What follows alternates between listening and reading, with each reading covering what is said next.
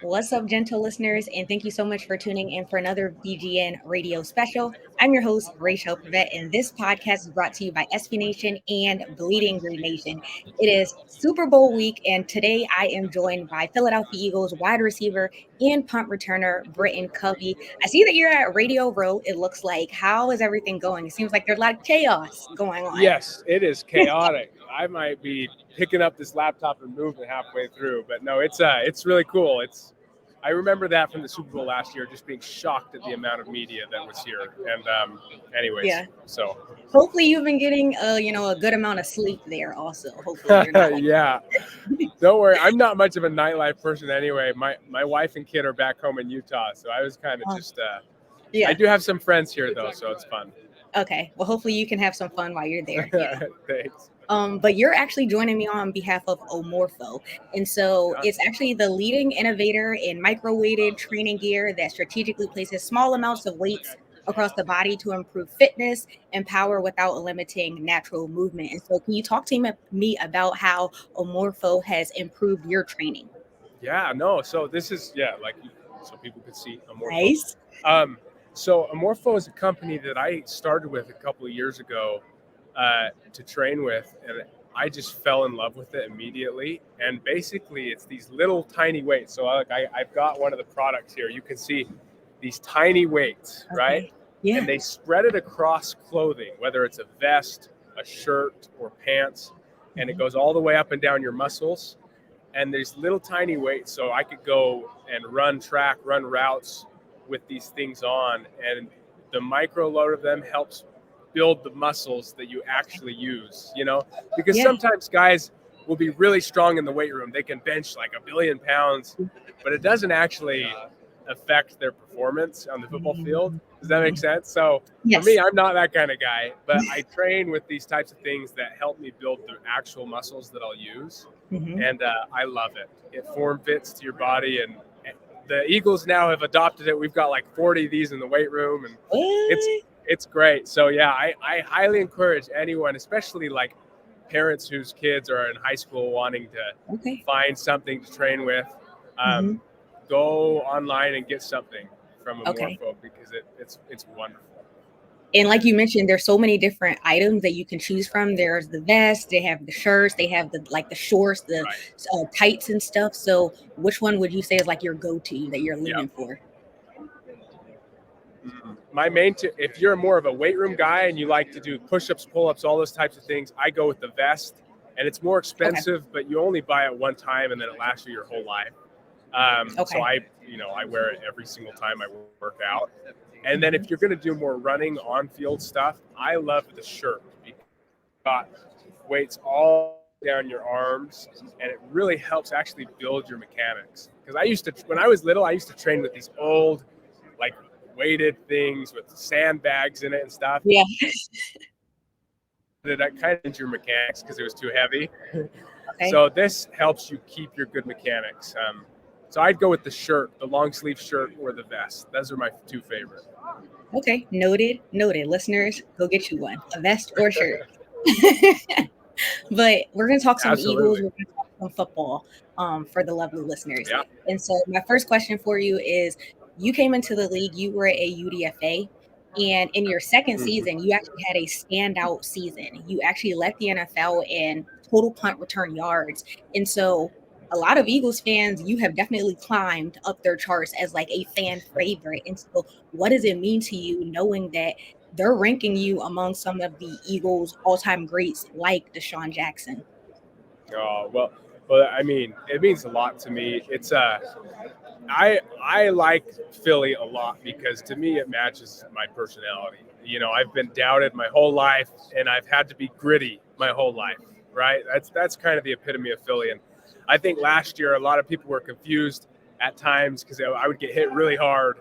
But when I would pop back up, I think I gained respect from people. And that's just another thing of what I've, I take ownership of my role. My role wasn't that big this year, but took ownership of it, obsessed over it.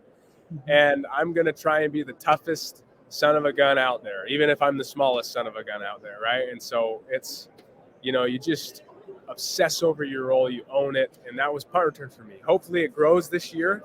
Yes. But I understand that that's not always up to you. And so, yeah, it's hopefully we get a touchdown, we get in the end zone this year. That's the goal, right? Yeah. But to keep it going, and I give a lot of credit to the guys that block for me, because it's kind of scary, to do it. And so I'm very grateful for them out there. Reflecting on the season, I know that it didn't end how you guys wanted it to, but what are just your overall thoughts on how the season panned out? Yeah, I mean, it really was frustrating, right, for everyone to start 10-1 and then finish the way we did. Yeah. I couldn't put what's hard about this is everyone wants to find the reason, right? And there's such a complex answer when it comes to that. There's so many different reasons you can point to. And I think that's something that's important is, sorry, I'm looking around. There's so much chaos. I can't help it. Fine. Yeah. When things don't go right, it's really easy to hit the panic button and want to make these big drastic changes. And I think we did a little bit of that too much this year. We changed coordinators 13 games into the season. Yeah. We changed a lot of our offense and then our style and stuff. And sometimes I think it's more just about, we got to look in the mirror and do better at what we know we're good at doing. So we definitely, it was frustrating. I think it will help a lot of us in the long run not hit that panic button when things inevitably don't go perfectly in the next season. And I think you'll see a lot more resilient team like that. But it was frustrating, man. It was just wasn't fun anymore, And the Eagles did hire a new offensive coordinator this offseason in Kellen Moore. It's, fairly new news. I don't know if you've had time to talk with him yet, or just can you tell us what you know about his system, and just your overall thoughts on that hire? Yeah, I'm really excited. Yeah, I have talked with Coach Moore, and we kind of laid out a little bit of a plan, or he tells me what he was trying to do. One thing I love about him is he's very he uses a lot of motion.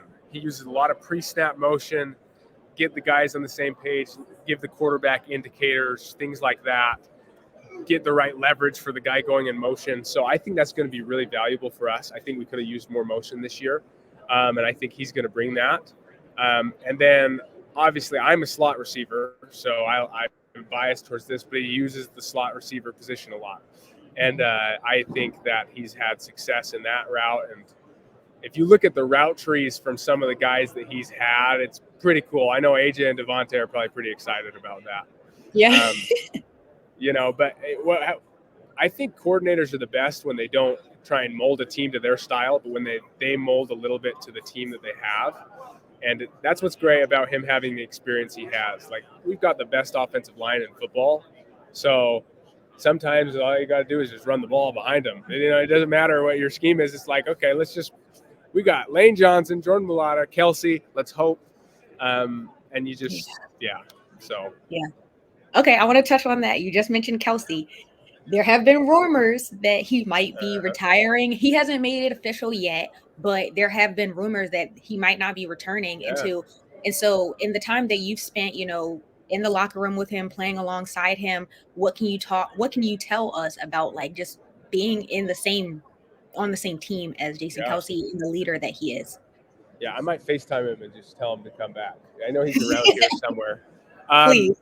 Kelce he's one of those people you have the ultimate respect for, because he is a vocal leader, but not until he's first done what needs to be done in order to earn that right. Does that make sense? I think leadership is all about example and relationship before it is about vocal leadership. And he does that first. He leads by example, and then he's vocal. And it's just a great combination. Like, even when we had a players meeting this year, I've been in lots of players meetings, and they can go every which direction and stuff.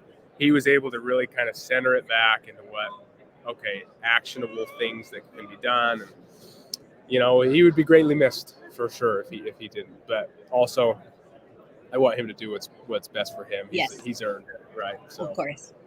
Who are some of the players on the roster that you're closest to? So my best friend on the team is probably Jake Elliott. Okay. Yeah, Jake and I are really close. Obviously, I'm married, so it helps to be close with other guys who have girlfriends or are married because it just is a natural, hang out with them. And so Jake and his wife are really close with me and my wife. They're just the best people. They're so wonderful. And then honestly, I'm close with a lot of guys, all the receivers. I love all the receivers. Like OZ is probably one of my favorite teammates I've ever had in my life. And then AJ and Smitty, like I was at AJ's kid's 1-year-old birthday party this year with, it's just nice to have such good people on the team. Yeah. Jordan Malata is, I probably would end up naming all my teammates. So yeah. I literally just finished talking to Jordan Malata. Great guy. Really? Yeah, Jordan's the best. Right before I got on here. He's so cool. Jordan's the best. Yeah. And so it is Super Bowl week, so I got to ask you some Super Bowl related questions. When you think about like a Super Bowl watch party, what are like some foods that have to be there? Like what's a must-have food that you are going to have at your Super Bowl party? I was always the little Smokies wrapped in bacon. That was what my mom made when I was little. And so I doubt that it is very commonplace, but yeah, that's my go-to. Obviously, you have the wings. Yes. And then you got to have the Doritos simply for the commercials, Okay. The Doritos commercials are always so funny, so I just say you got to have some Doritos. Okay. I live in Maryland, and so I love seafood, and so I'm like a crab dip with like a soft pretzel. That's like I have to have it. So that's what I'm going to be leaning for. You got it. Also, I got to ask you about Usher. He's performing at halftime. Are there any songs that you want him to perform? Oh gosh, a lot of the songs that I like from Usher are ones where like he's also featured in and stuff. So I just want him to bring out. I've always loved guest performances, and like there's nothing better than when you go to a concert and then it's like it's a song where it's featuring someone, then all of a sudden they walk out. So I don't even know which song, but I just hope that something like that happens because I think it would be pretty cool. Because he's done a lot of collabs. So yes, so many. Like he's been around for so long. I really hope that he's like he did the residency in Vegas, and it was like he was skating on stage and stuff. And so I'm hoping that he skates. That would be epic. And it's so nice. It's so cool. So he's very, very, very, very talented. I know this is a tough question, but who are you rooting for, if anybody, on Sunday? I'm not necessarily rooting for anyone. I have friends on both teams, so that's fun. I gotta say, I just admire the heck out of Patrick Mahomes. I think he's unbelievable, and I enjoy watching greatness. So, my bet is on the Chiefs, but we'll see. So, yeah.